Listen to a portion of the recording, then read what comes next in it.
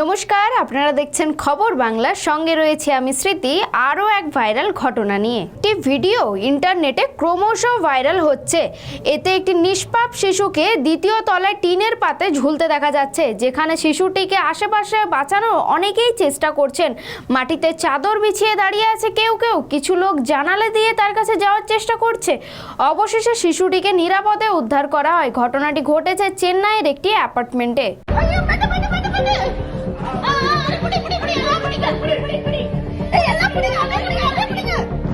2 minute 20 সেকেন্ডের এই ক্লিপটি বিল্ডিংয়ের বিপরীত অ্যাপার্টমেন্টের বারান্দা থেকে শ্যুট করা হয়েছে। শিশুটির বয়স 7 মাস থেকে 8 মাস বলে জানা গিয়েছে।